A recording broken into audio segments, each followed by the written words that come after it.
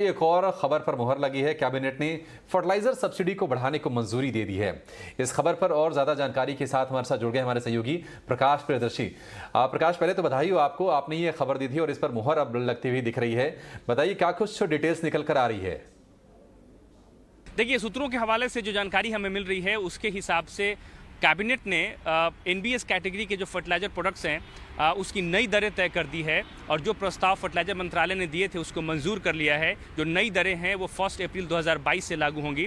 सूत्रों के हिसाब से एनबीएस कैटेगरी के जो फर्टिलाइजर प्रोडक्ट्स है, चाहे उस पर डीएपी की बात कर लीजिए, पोटैश की बात कर लीजिए, इस तरह करीब 25 ऐसे फर्टिलाइजर प्रोडक्ट्स हैं जिन पर करीब 50% के आसपास सब्सिडी की रकम है उसमें बढ़ोतरी करने का फैसला किया गया है और इसको बढ़ाकर ओवरऑल अगर आप रकम देखें तो 61,000 करोड़ रुपए कर दिया गया है। हालांकि औपचारिक रूप से इसकी घोषणा 3 बजे होगी जब सरकार एक प्रेस कॉन्फ्रेंस करके इसकी जानकारी देगी। अगर आप पर बैग के हिसाब से देखें, जो नई दरें तय की गई है वो उसे 1650 रुपये से बढ़ाकर 2500 रुपये कर दिया गया है। मतलब ये सब्सिडी की रकम है, यानी कि अब ज़्यादा सब्सिडी जो है कंपनियों को दी जाएगी तो उनके लिए ग्लोबल मार्केट से इंपोर्ट करना आसान होगा, सस्ता पड़ेगा और साथ ही साथ किसानों को भी सस्ते दरों पर फर्टिलाइजर प्रोडक्ट्स जो है वो दिए जा सकेंगे।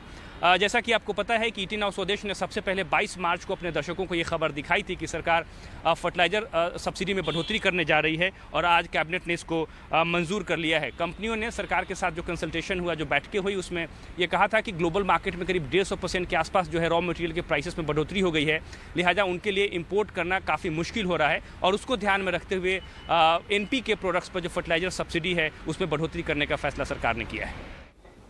ठीक है, शुक्रिया प्रकाश। तो ईटी न्यूज़ स्वदेश की खबर पर मुहर लगी हो और इस खबर के दो तरफा फायदे हैं। कंपनियों को फायदा होगा, उनके पास ज़्यादा पैसे आएंगे, इंपोर्ट ज़्यादा कर पाएंगी, और दूसरा जो ग्राहक है यानी कि जो किसान है उसके लिए भी सस्ते दरों पर फर्टिलाइज़र मुहैया करा पाना इससे हासिल हो पाएगा, ये लक्ष्य जो सरकार का है।